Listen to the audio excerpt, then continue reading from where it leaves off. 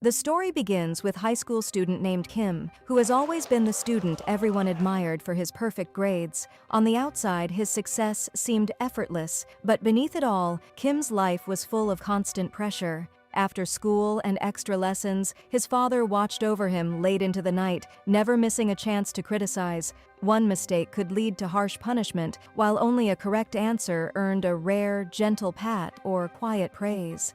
The stress slowly weighed on Kim's mind. Sometimes he thought about trying his mother's medicine, but whenever she asked gently what was wrong, he couldn't bring himself to speak. Every night, a choking sense of suffocation gripped him, and the only comfort Kim found was in his old music player, so he never took off his headphones. For reasons he didn't fully understand, his father eventually transferred him to a different school. When his new homeroom teacher saw Kim's exceptional performance, he laughed in disbelief, but the praise didn't reach Kim's hollow eyes. He moved through the day almost like a robot, drained and disconnected.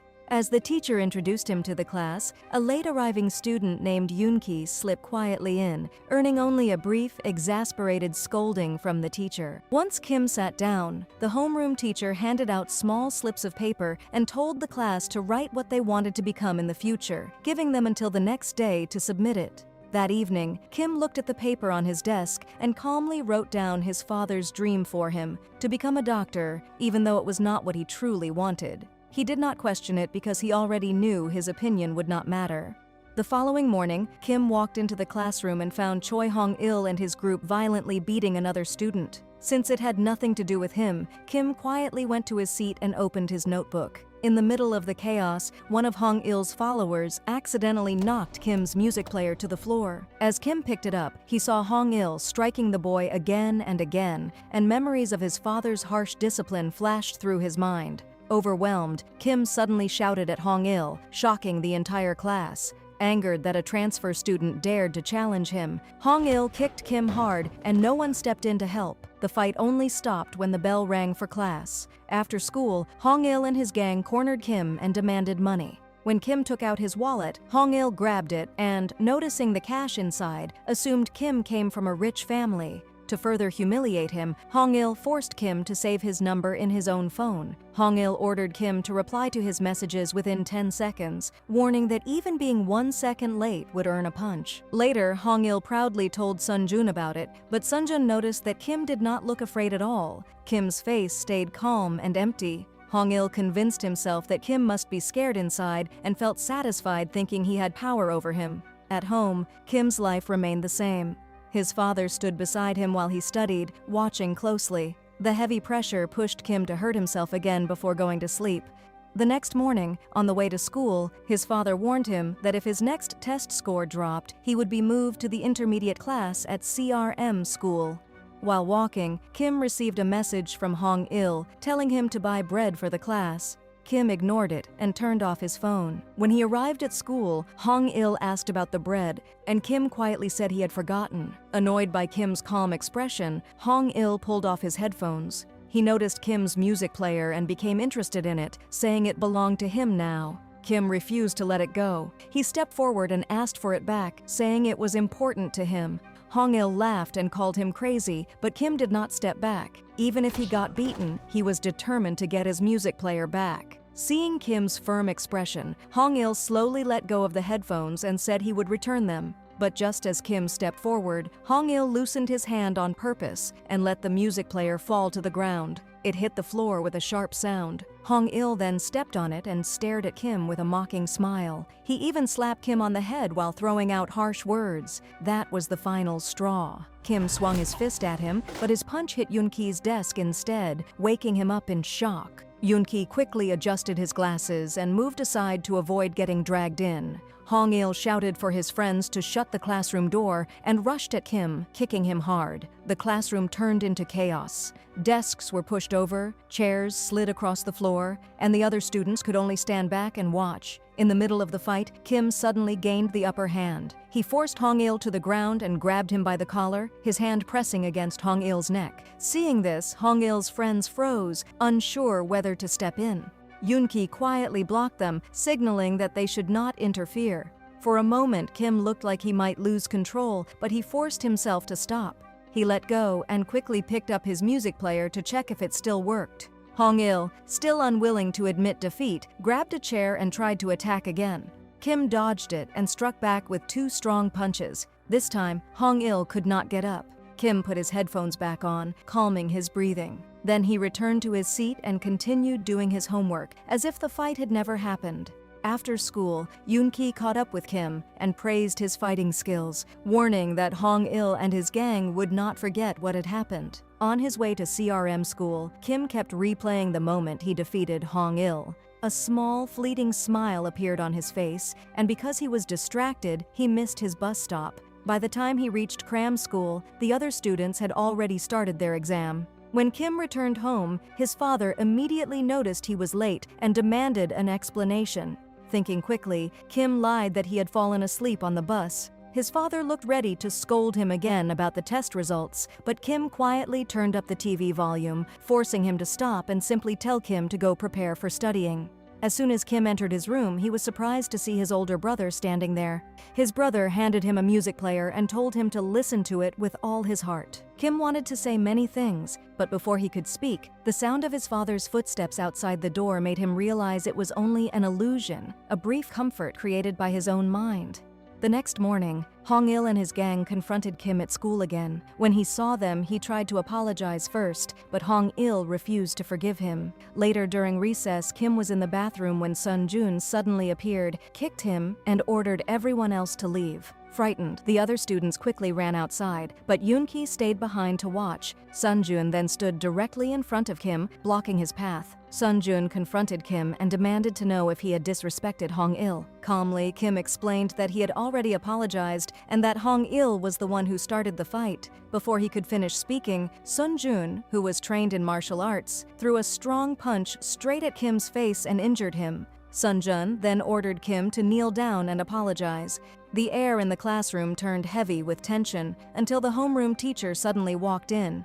At first, he thought some students were hiding there to smoke, but when he noticed Kim's injury, his expression changed. He told Yoon-ki to take Kim to the infirmary right away and then shifted his anger towards Sun-jun. The teacher scolded him harshly for attacking a new transfer student and called him foolish and ill-mannered. He even mocked Sun-jun by saying he must not have had a mother to teach him properly. Hearing this, Sun-jun clenched his fists, barely holding back his anger. Later in class, Yoon-ki stayed beside Kim and gave him advice. He said that if Kim ever fought Sun-jun again, he should avoid trading punches and instead try to grapple, as that would be his only chance to win. But Kim had no desire to fight anyone. He firmly told Yoon-ki to stop talking to him and walked away, determined to stay out of any more trouble. A little later, Kim returned from the bathroom and discovered that his music player was missing. Hong-il called him, insisting that Kim come to a meeting spot to retrieve it. Yoon-ki saw Kim leave and followed him quietly, carrying his bag. When they arrived, Sun-jun confronted Kim and demanded that he fight before he could get his music player back. Kim didn't want to fight, but Sun-jun attacked immediately, leaving him dizzy. Reluctantly, Kim set down his bag and defended himself. At first, he was clearly at a disadvantage, each blow knocking him down. Yet, every time he fell, he quickly got back up, showing a resilience that surprised Sun-jun. With his sharp mind, Kim began analyzing Sun-jun's speed and attack patterns. Using a clever trick, he countered a punch that Sun-jun hadn't expected, landing a hit that threw him off balance. Sun-jun, furious, continued striking wildly, and Kim remembered Yoon-ki's advice. To win, he had to engage fully. Seizing an opportunity, Kim rushed forward, grabbed Sun-jun, and pushed him toward the stairs. The struggle sent both of them tumbling to the ground. Fortunately, Kim emerged unscathed, but Sun-jun appeared to have injured his leg. Kim didn't hesitate. He kicked Sun-jun's legs repeatedly, keeping him down while Sun-jun could only shield his head, unable to recover. Kim stared down at Sun-jun at his feet, fury written across his face as he struck again, cursing him angrily. Hong-il, witnessing Sun-jun's defeat, trembled with fear, his eyes locking on Kim as if he had seen a demon. When Kim signaled for his music player to be returned, Hong-il could do nothing but obey. After leaving the scene, Kim rushed to the bathroom to wash the blood from his body. Meanwhile, Yoon-ki had been watching from nearby, commenting on the fight. Kim suddenly asked why Yoon-ki had helped him.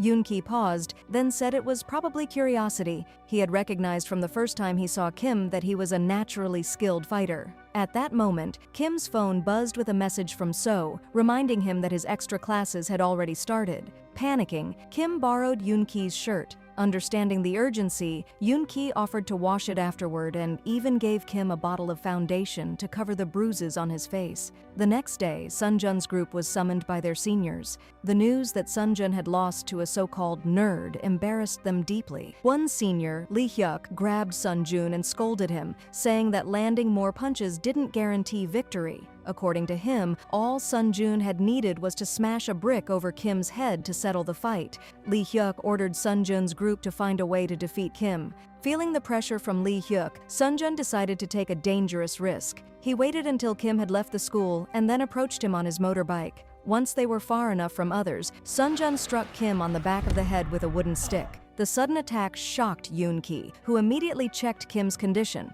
Blood was flowing from Kim's neck, and Yoon-ki wanted to call an ambulance, but Kim stopped him, refusing to let his parents find out. Kim then collapsed, unconscious. While in a daze, memories of his late brother surfaced, recalling how their mother had cried until she had no tears left. When Kim finally came to, Yoon-ki had already brought him to the hospital. Ignoring the IV needle, Kim insisted he had to get to his tutoring center. Yoon-ki tried to stop him, but at that moment Kim's parents arrived. They were stunned to see their injured son. So, anxious and concerned, asked what had happened. Kim didn't know how to explain, so Yoon-ki quickly intervened, claiming that Kim had simply fallen down the stairs, a path where many students had slipped before. So-tae scrutinized Yoon-ki and asked about his grades. Embarrassed, Yoon-ki admitted he wasn't particularly good at studying. Dissatisfied, So-tae gave him a sharp look, but Yoon-ki quickly excused himself and left before things could escalate further. After Yoon-ki left, Kim kept apologizing to his parents, his voice tight with worry. So-tae looked at him steadily and reminded him to be careful, not to hurt himself or fall ill. Nearby, Dabin sat in the hospital hallway as a patient was rushed past, and the sight shook her. Memories of her late son pressed on her chest, making her struggle to breathe. Seeing her distress, Sunjun stepped closer to check on her. Mistaking him for a friend visiting Kim, she spoke without realizing who he was. Sunjun chose not to correct her, quietly relieved when she confirmed Kim was safe, though he had been worrying about whether he had been too harsh earlier. Dabin tried to lead him toward Kim's room, but Sunjun made an excuse to stay back. Only then did she notice the scratch and swelling on his face, urging him to treat it. Her words reminded Sunjun of how anxious his own mother would be if she saw him like this, stirring a mix of guilt and worry. He muttered a quick apology to Dabin before running off. Later at home, Dabin suggested Kim take a day off from school to rest, but he refused, worried about falling behind. Concerned, she called after him, asking gently if he blamed her for what had happened. Dabin approached to speak with Kim, but he shook his head, saying he needed to study, and turned toward his bedroom. The next morning, Sunjun was already waiting in the hallway. Kim walked up to him calmly, signaling that he wouldn't hold a grudge over the earlier dirty tactics. For him, the matter was finished. Sunjun warned Kim to stay quiet from now on and avoid drawing attention, admitting that he still couldn't resolve the situation himself and had already been reprimanded by Lee Hyuk.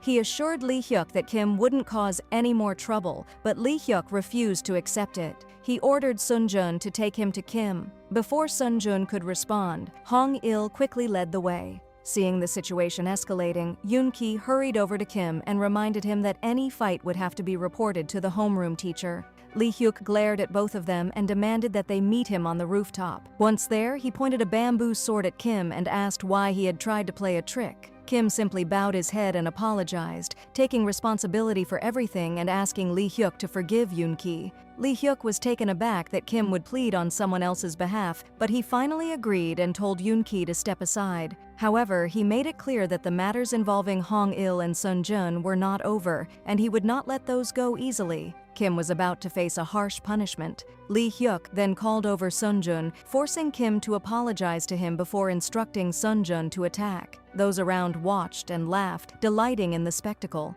But as time passed and Sunjun hesitated, Lee Hyuk's anger flared. He struck Sunjun's leg with a heavy blow and then swung a bamboo sword at him. The harder Lee Hyuk hit, the more the crowd grew excited, cheering at every strike. Seeing Sun Jun grit his teeth and endure the punishment, Kim could no longer stand by. He stepped forward and grabbed the bamboo sword. Turning to Yoon-ki, he asked how many more troublemakers would come if Lee Hyuk were handled. Yoon-ki answered that there were only 2 more. Confident he could stop the fight by dealing with them, Kim threw the bamboo sword aside. Without it, Lee Hyuk was no longer intimidating, just another student. Kim attacked him directly, forcing Lee Hyuk onto the defensive. During the scuffle, Lee Hyuk grabbed the bamboo sword again, making him far more dangerous. He struck Kim with furious force, knocking him down, and pressed the tip of the bamboo sword to his neck, demanding if he understood what fear truly was. The suffocating tension brought back memories of the nights Kim had hurt himself in frustration and fear.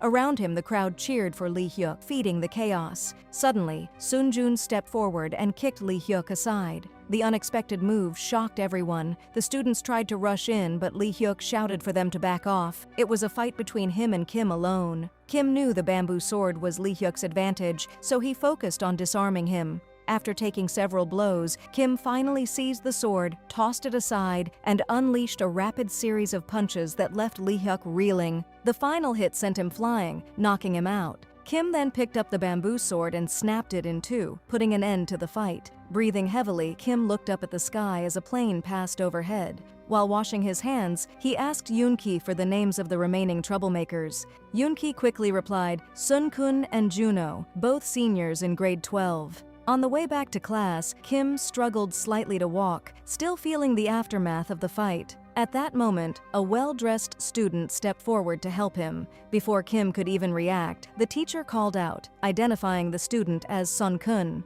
When asked why he hadn't gone to the staff room, Sun-kun calmly explained that he wanted to assist a fellow student with an injured leg before heading there. After helping Kim back to class, Sun-kun asked if he had any money, joking that doing a good deed made him thirsty. Kim didn't fully understand, but he handed over some cash anyway. Later, at the tutoring center, Kim had a test. His poor performance on the previous exam had placed him in the intermediate class. As he worked through the questions, his mind kept drifting back to the fight, making it hard to concentrate. When it was time to submit his paper, he scored 94 points, not the top of the class, and the teacher couldn't resist mocking him for it.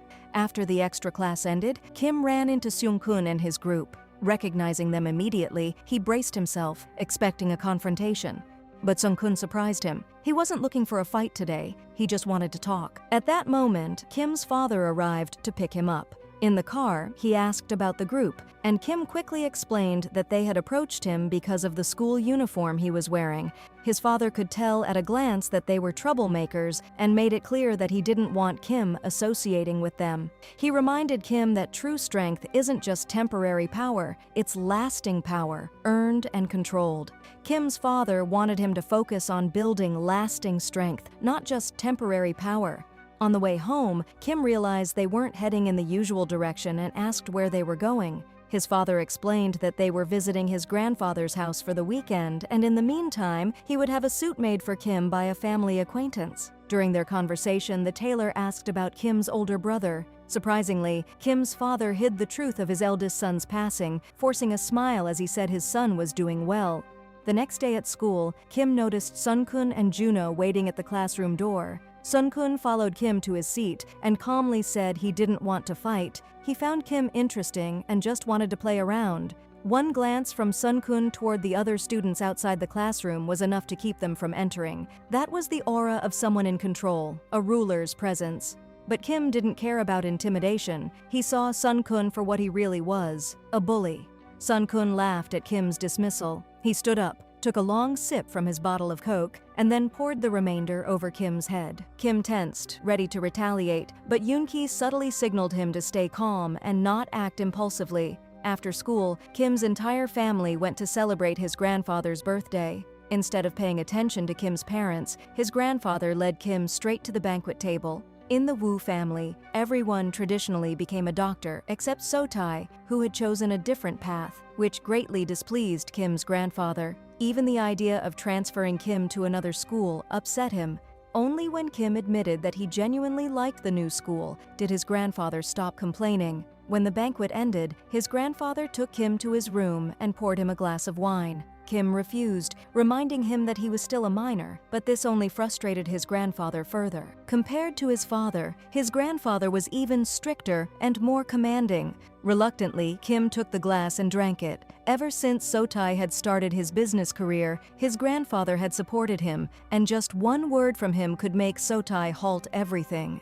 His grandfather explained to Kim that in life, those who want to succeed must endure hardship. While his father and brother had struggled to cope in difficult moments, Kim would have to learn to bear even more. Only through endurance could one gain true power. He advised Kim to return to his old school and immerse himself in a highly competitive environment to climb higher in life. Moreover, Kim's older brother had also attended that school. Kim glanced at his grandfather and admitted he preferred his current school. Returning to the old school felt like a death sentence to him. His grandfather hadn't expected such honesty and felt that Sotai had spoiled Kim. After leaving his grandfather's room, Kim caught sight of his older brother's reflection by the lake. He walked toward it, lost in thought, until he accidentally fell into the water. Panic erupted, and everyone called out his name. Sotai quickly pulled him to safety. Knowing that his grandfather had given Kim alcohol, Dabin voiced her disapproval, but his grandfather remained unmoved. In his eyes, a son must be raised with strength. He believed Kim's parents were too weak to properly guide their children, a weakness that had contributed to Kim's older brother dying young. Seeing the tense atmosphere, Kim's uncle gently advised his father to step back into the room. The next day, Kim wanted to confront Sung-kun, but Yoon-ki stopped him. He urged Kim to wait until his leg was fully healed, but Kim refused. He no longer wanted to bow to anyone, and the thought of it made him feel ashamed. Determined, Kim went to Sun-kun's classroom and found him casually drinking Coke, ready for whatever came next. Sun-kun told his classmates to leave the classroom and then offered Kim a bottle of Coke. Everyone expected Kim to refuse, but instead he grabbed it and poured the soda over Sun-kun's head. Surprised, Sun-kun tilted his head back to catch the remaining drink and laughed, clearly amused. Kim wanted to settle things right there, while Sun-kun preferred to take the conflict outside. As Sun-kun turned to leave, Kim threw the empty bottle at him, catching him off guard. Before things could escalate further, the teacher appeared and stopped the fight. He warned Sun-kun not to kick classmates out of the room again. Sun-kun reluctantly obeyed and stayed put once the teacher left. The teacher then instructed Kim to come to the club office during lunch. At lunch, Kim and Yoon-ki went to find Sun-kun. Sun-kun calmly worked on a Rubik's Cube, then asked Kim one final time if he wanted to play or if he wanted to risk his life there. Kim refused. He wanted to end this quickly so he could get home and study. Hearing the answer, Sun-kun tossed the Rubik's Cube to his friends and charged at Kim. After a few strikes, Kim managed to knock him down, but Sun-kun was different from the others. He was trained in jiu-jitsu, making him far more dangerous and unpredictable. Even at a disadvantage, Kim had a way to turn things around. Sun-kun spun him around and clamped his hands around Kim's neck. The sudden lack of air brought back memories of the nights he had hurt himself. Sun-kun squeezed until Kim's body went limp, only releasing him when he was sure Kim was completely subdued. Sun-kun's friends stared nervously at Kim lying motionless, worried that their leader might go too far. After handling Kim, Sun-kun turned his attention to Yoon-ki. He was intrigued by Yoon-ki and offered him a spot on his team, promising that the older boys would take care of him. Yoon-ki, though timid, couldn't bear to lose face. He removed his glasses, preparing to fight. At that moment, Kim, on the ground, stirred, trying to regulate his breathing. Seeing this, Sun-kun told Yoon-ki to hold off. Kim came first. With a few swift moves, Sun-kun pinned Kim down again, laughing as he mocked him for not understanding his own strength. But Kim surprised everyone. He reversed the hold, pinned Sun-kun to the floor, and began landing punch after punch. Seeing the tide turn, Jin-so stepped forward to help Sun-kun, but Yoon-ki intervened, stopping him from interfering. Yoon-ki stepped in to handle Jin-so so Kim could focus on Sun-kun. Spotting a moment while Kim was distracted, Sun-kun broke free from his grasp. He told Kim to take a short rest and watch the fight between Jin-so and Yoon-ki. The duel ended quickly, with Yoon-ki emerging as the victor. Sun-kun found the kids increasingly entertaining and signaled to continue the fight. Kim and Sun-kun clashed again, charging at each other with full force. Sun-kun aimed to break Kim's arm, but at the last second, Kim countered with a strong kick, leaving Sun-kun dizzy. Seizing the moment, Kim strangled him the way Sun-kun had done to him earlier. Once Sun-kun passed out, Kim warned the gang not to interfere with his studies ever again. Stepping outside, Kim noticed a plane flying overhead and paused to watch it. Since Kim's older brother had passed away, Dabin had been deeply affected, still carrying the weight of grief, but she had learned to cope, seeking help from a psychologist and finding ways to manage her pain while staying strong for Kim. That night, Kim struggled to focus during his extracurricular class. Noticing he wasn't doing his work, the teacher hit him on the head. Every touch made Kim flinch, and finally, he raised his hand to stop the teacher. Surprised by Kim's defiance, the teacher angrily chased him out of the classroom. So-tae grew angry and scolded Kim. When he heard Kim's explanation, he suspected that Kim was trying to rebel. Raising his hand to strike, So-tae hesitated and stopped. Instead, he said he would call the tutoring center to apologize and instructed Kim to personally apologize to the teacher the next day. Once his father left the room, Kim put on his headphones and returned to bed, hurting himself in silence. This was the only way he could calm down.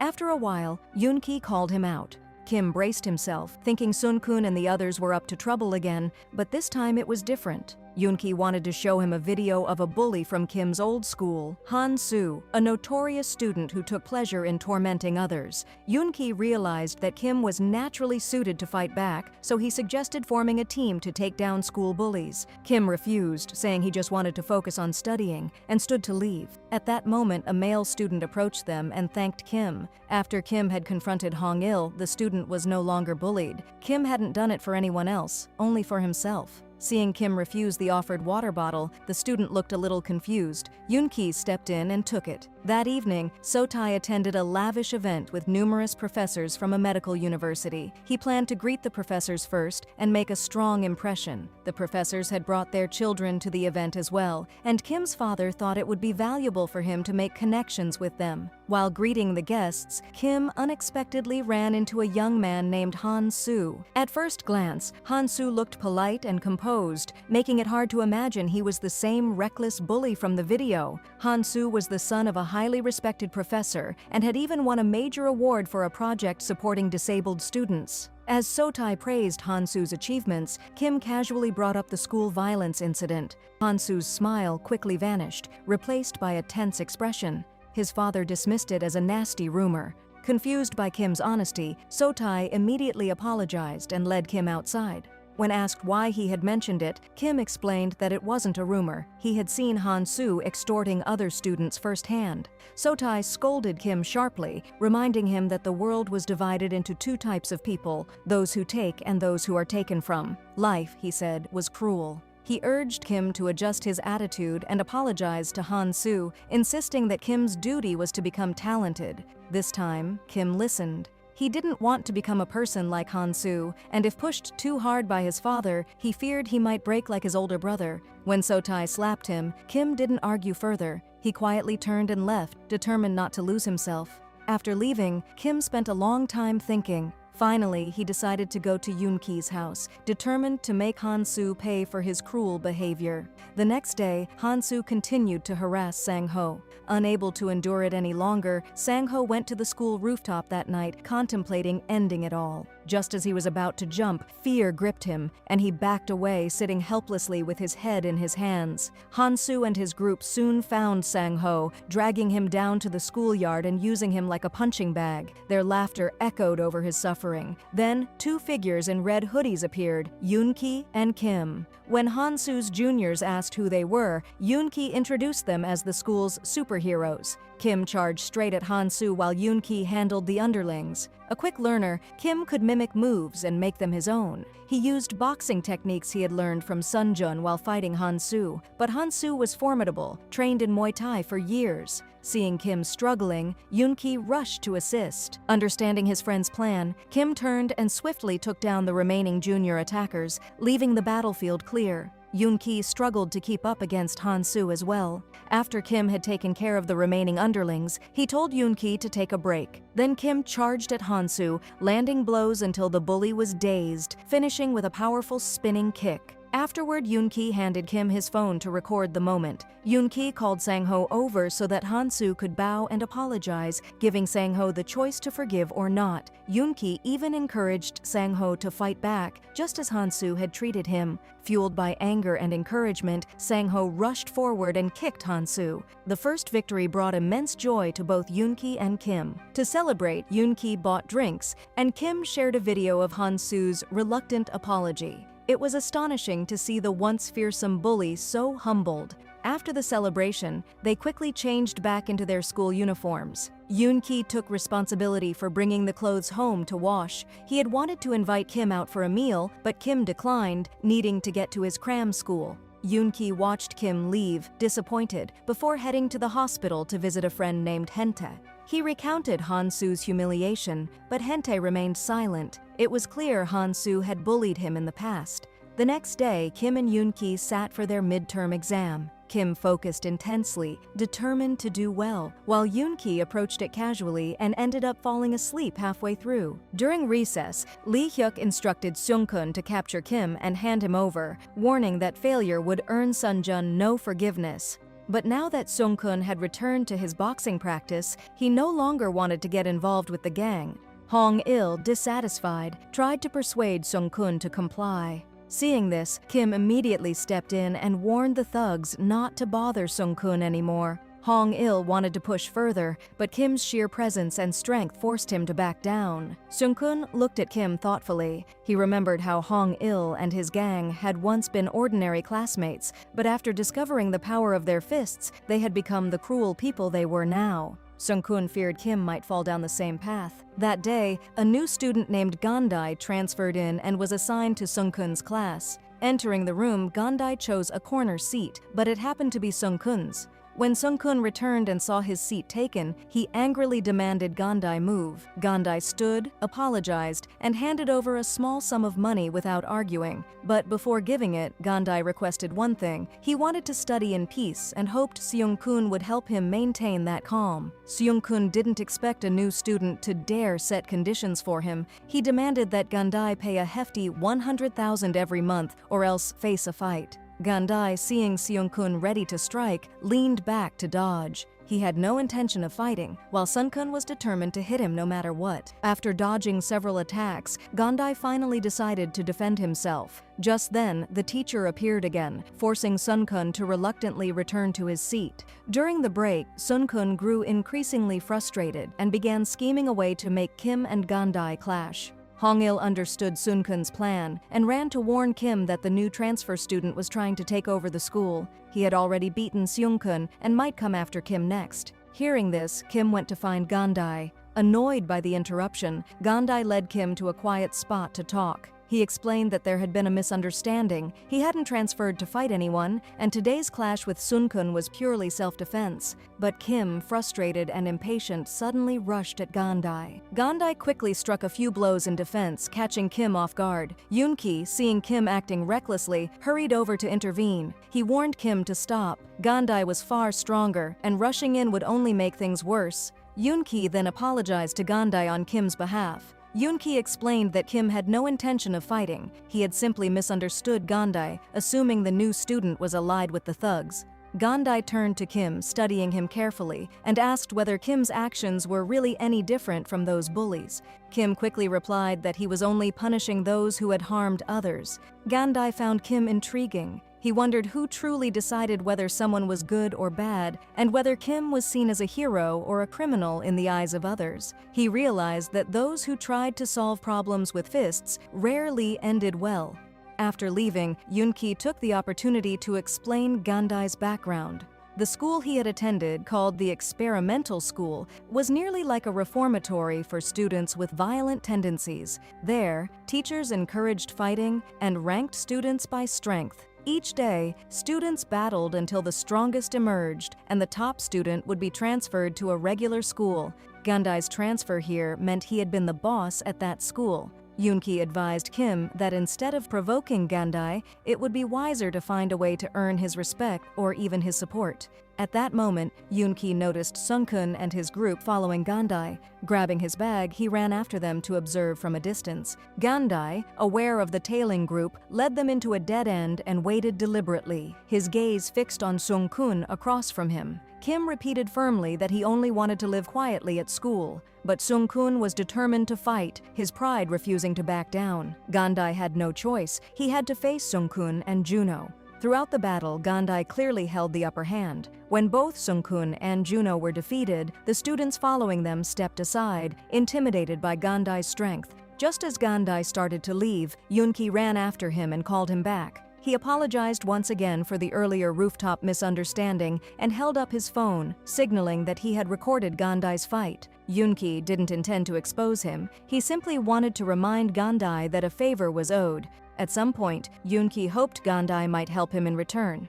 That night, Kim returned home and immediately faced his father's scolding. Poor midterm results and repeated lateness to cram school had angered So-tae. Just as So-tae raised his hand to strike, Dabin intervened, pleading with him to stop using violence. She warned that harsh discipline might push Kim toward depression. Meanwhile, under an old bridge, a thug named Dwan was harassing two overweight classmates, demanding money. When they had none, Dwan attacked them. Suddenly, two young men in red masks appeared. Yoon-ki signaled the classmates to step back, but they stayed to record the scene. After a tense struggle, Dwan's group was defeated, but Dwan, refusing to give up, quietly picked up a stick and charged toward Kim. Kim was furious and kept hitting Dwan. Seeing him brought back old, violent memories, and every punch seemed to release the emotions he had kept inside. With each hit, Kim grew more intense and focused. At first, Yoon-ki clapped, thinking Kim was in control, but soon he realized Kim was losing himself in the fight. Yoon-ki rushed forward to stop him, but Kim yanked himself free, grabbed the stick from the ground, and ignored all warnings. His expression was cold as he walked straight toward Dwan. Only when he slammed the stick against the wooden wall behind him did Yoon-ki finally let out a shaky breath. After leaving under the bridge, Kim turned to Yoon-ki and asked if he had ever smoked. Yoon-ki admitted he had tried it in middle school but quit long ago, saying it only hurt his throat. Kim thought about the fight and admitted he felt tempted to try a cigarette. Seeing Kim so worked up, Yoon-ki asked why he had gotten so angry. Kim admitted he had almost gone too far. His actions were close to what the bullies he hated would do. Yoon-ki reminded him that he had been the one to start it in the first place. As they looked at each other, Yoon-ki's phone rang, breaking the tense moment. Hente had woken up in the hospital, and when Yoon-ki heard the news, he hurried to visit him. Seeing Hente recognize him, Yoon-ki couldn't hold back his tears of joy. After leaving the hospital, he thought about the bullies who had tormented Hente. Only the last two still needed to be dealt with. Back at Kim's house, So-tae, who had just returned, told Dabin that someone would clean Kim's brother's room the next day. It seemed that the room distracted Kim, and Dabin was surprised by So-tae's decision. But after everything the family had been through, it was finally time to focus on Kim. Dabin asked So-tae if he knew about the wound Kim always had on his face, or if So-tae only cared about grades. She wondered if Kim had been fighting to relieve stress, just like his older brother had years ago. At that moment, Kim came home. As soon as he stepped in, So-tae asked him to hand over his music player. Dabin signaled for Kim to go to his room, but So-tae called him back. He reminded Kim that the music player had belonged to his older brother and was very precious. So-tae asked Kim to be like his brother. Kim wondered why it mattered so much that he kept the music player. Then he asked his father if he knew why his brother loved it so much. So-tae explained that when his brother wore the headphones, he could escape to a place where his father wasn't there. It was their father who had caused Kim's brother's death. Kim's words shocked his parents into silence. He stared at them, his mind flashing images of his brother strangling him in the past. Before his brother passed away, he had tormented Kim countless times. That night, Kim and Yoon-ki went out to confront the thug Don. Before they acted, Yoon-ki warned Kim not to get as carried away as last time. Kim already seemed more dangerous than ever. When they entered the room, Don was waiting, surrounded by even more men. Yoon-ki sensed danger, but Kim didn't hesitate. The fight soon turned against them. Kim and Yoon-ki were overpowered and captured by Don's group. Don ordered someone to record the scene and began removing their masks. Seeing Yoonki's face, Don immediately recognized him and mocked him, saying he was foolish to seek revenge for Hente without knowing his limits. When Don took off Kim's mask, he didn't know who he was. Kim calmly introduced himself as the school superhero, which made Don and his gang burst out laughing. Kim took advantage of their laughter to strike back. Finally breaking free from the group's grip, he and Yoonki ran toward the window. Yoonki grabbed a chair and smashed it open, and together they climbed out to escape. Don and his gang didn't give up. They chased after them immediately. By chance, Sunjun was driving a delivery truck and saw Kim and Yoonki running for their lives. He quickly turned around to help, allowing Kim and Yoonki to get away safely. Once they were out of danger, Yoonki tried to explain his plan, but Kim already understood. He had heard Don mention revenge and knew exactly what Yoonki intended. Kim then asked Sunjun if he could stay the night. Neither could go home safely, so in the end, they spent the night at the gym. Sunjun advised Kim to avoid fighting from now on and not to follow Yoonki into trouble. He suggested Kim put on his headphones and focus on studying like he used to. Sunjun warned that once the thrill of fighting took hold, it could become addictive, leading him to seek fights on purpose. If Kim truly enjoyed combat, he could train in boxing instead of getting caught up in street fights. While Kim and Sunjun were talking, Kim's phone kept ringing, but he ignored it every time. Finally, he sent a quick text to his father saying he would be spending the night at a friend's place near a billiard club. Meanwhile, Don's gang went to Kisu and showed him the video of the two red-hooded figures. Kisu was immediately intrigued by the man calling himself the school hero. He agreed to deal with them, but only if the reward was higher. Money was no problem for the Hanu family, so the deal was quickly set. The next day, Kisu went to Kim's school. He grabbed a student to ask for directions, but the boy didn't know anything. This annoyed Kisu, and his frustration grew. Sunkin, noticing someone acting boldly in his territory, dragged the boy over to Kisu. Kisu then ordered Sungkun to bring Yoonki to him. Sunkin was shocked to be bossed around, and when he resisted, Kisu immediately taught him a lesson. Despite Sunkin's attempts to fight back, he was no match for Kisu, and in the end, one of his legs was broken. Sunkin's friends panicked and went to call Yoonki. Kim wanted to jump in and fight Kisu immediately, but Yoonki stopped him. This was Yoonki's fight, and he intended to handle it himself. Seeing Kisu standing in front of him, Yoonki couldn't help but think back to the past. Kisu had once forced him and Hente to steal from other students. At that time, Yoonki had handed over his money, claiming he did it, but Hente had refused to lie. That had angered the bullies,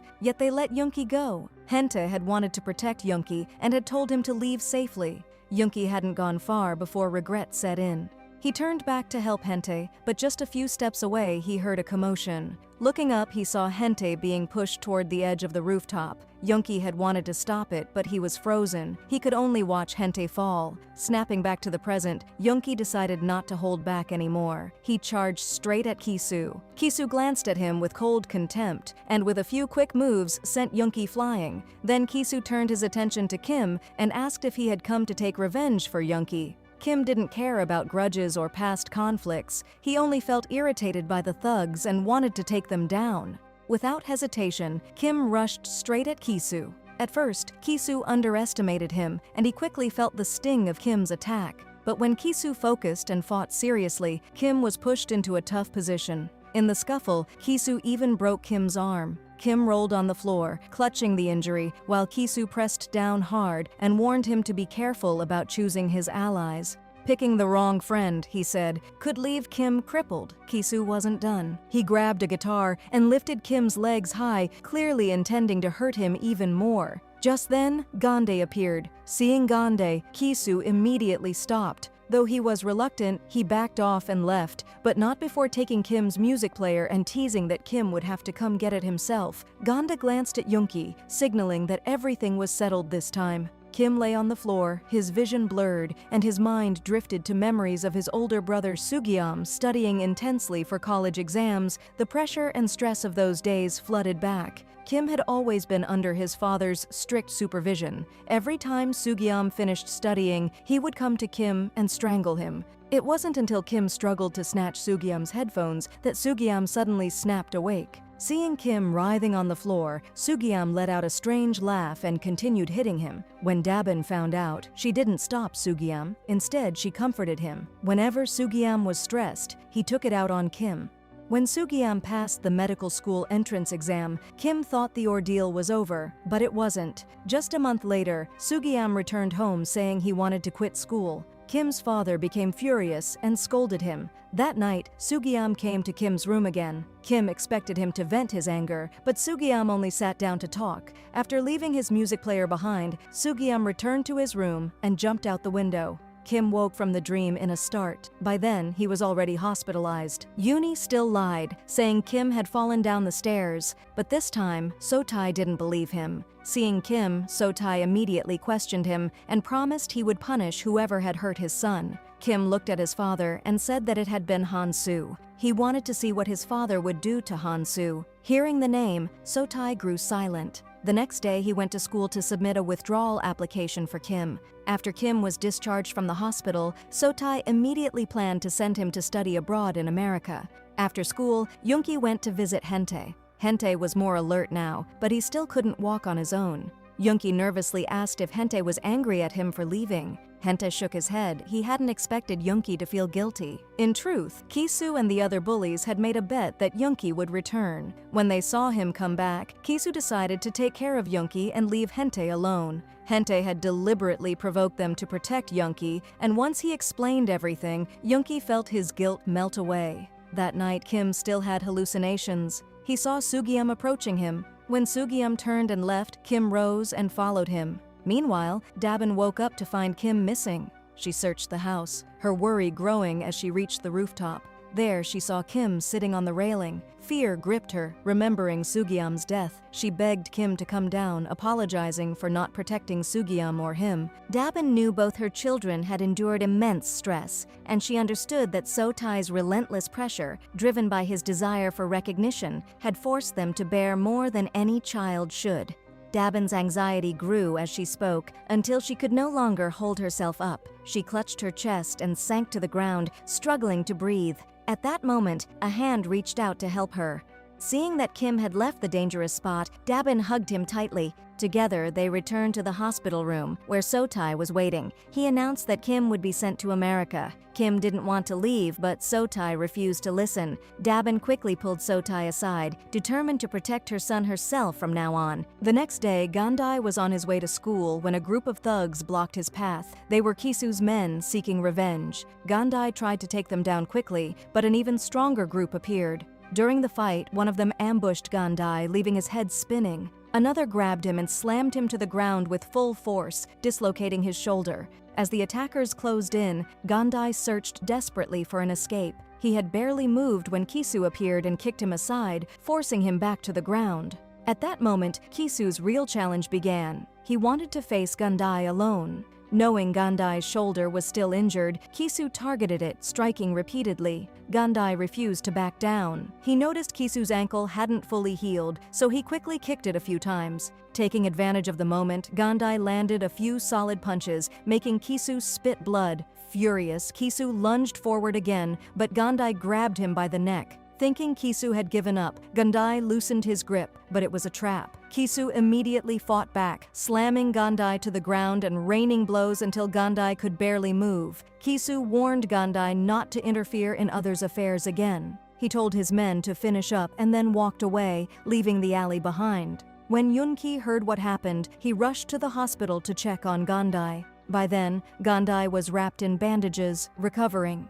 After Kim was discharged, Dabin rented an apartment for herself and her son. Kim stayed there to heal, while Dabin prepared to return to work. Once his injuries fully healed, they planned to talk about school and the future. From then on, Dabin wanted Kim to relax more and try to smile. She supported whatever he wanted to do. That night, Yoonhee came to Kisoo to get back Kim's music player. Kisoo suddenly looked excited. He led Yoonhee to the parking lot and told him to start. Even though Yoonhee wasn't as strong, he managed to land several hits on Kisoo. After a while, Kisoo suddenly lost interest and told Yoonhee to take the music player and leave quickly. Meanwhile, Kim was facing his grandfather. His grandfather had brought the police and a psychiatrist to Dabin's apartment, claiming she had mental problems and was rebelling against the family. Kim wanted to explain that his mother was fine, but his grandfather didn't listen. Dabin realized she couldn't confront him directly. She called lawyer Seo and agreed to leave with the doctor. Before leaving, she looked at Kim with determination, promising she would come back for him. Kim could only watch as his mother was taken away. Afterward, his grandfather dragged him home and told him he would be sent to a good school in America.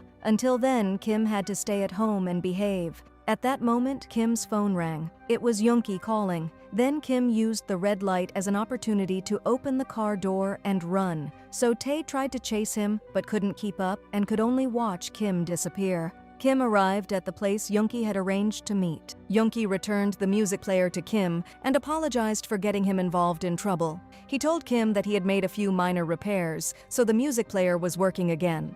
Both knew that Kim had to go to America soon, and this might be their last meeting. After saying goodbye, Kim put on his headphones and listened to the music, remembering his brother Sugi. The next morning, Kim went to Kisu's school and waited at the gate. Seeing Kim, Kisu was clearly surprised. He told Kim to follow him, but Kim refused. He wanted to settle things right there. Kisu noticed Kim's arm was still in a cast and couldn't help looking down on him. The fight began immediately, and Kisu quickly had Kim dizzy. They even spilled out onto the main road during the fight. After some time, Kisu grew tired, and Kim seized the chance to fight back. One of Kim's punches made Kisu furious. Kisu grabbed him and threw him toward a nearby car. Kim's body hit the window, shattering it, and people quickly moved aside. Kisu laughed and told Kim that fighting was the best way to release stress. Kim stepped closer to Kisu and asked if he was enjoying himself. Kisu sneered and said the reason they loved fighting was that they were all worthless. His words reminded Kim of his father, and a cold laugh escaped him. He tried to stand taller, thinking he would never be like Kisu. The two clashed again, exchanging hard punches. Kim slammed his casted arm into Kisu's head, and blood immediately trickled down. He ripped off the remaining plaster on his arm and threw one last finishing punch. Kisu collapsed to the ground. Kisu glanced at Kim's music player and thought of them both as broken, like the machine, damaged beyond repair. Kim ignored him and kept hitting, refusing to listen. Watching Kim's relentless assault, Kisu realized this young man had likely been abused by his family too. He felt pity, but Kim angrily shouted at him to shut up. Suddenly, Kim's mind was filled with hallucinations. Kisu became his brother Sugyam, then transformed into So Tae, and finally into Kim himself. Kim struck furiously, trying to shatter the illusions. Just when it seemed he had lost control, Kim suddenly stopped. Kisu was shocked. He had expected him to keep going. Kim let out a cold laugh, put on his headphones, and walked away from Kisu. Just as he was about to leave for good, Yoongi and So Tae appeared. They urged Kim to stop. Kisu's panic grew. He had never seen Kim like this before. Suddenly, Kim stopped and looked up at the sky. His dream came back to him. He remembered how much he loved the blue sky, and that this would be his first real flight. He glanced toward his father. To everyone's surprise, Kim stomped hard on Kisu's chest before turning away. Sometime later, Kim's mother had found a new school for him, the same special school that Gande had attended. On the day he was leaving, Dabin hugged Kim tightly and told him to take care of himself. She promised to wait for his return. Once Kim got on the bus, he saw Yoongi sitting beside him. Yoongi had also arranged to transfer schools. When the bus reached the school gate, the homeroom teacher called for everyone to get off. Some students were still half asleep, so the teacher didn't hesitate to use force to wake them. Kim and Yoongi looked at the school ahead. Here, students had to fight their way into the top 10 to earn a chance to transfer. They both knew challenges and exciting battles were waiting.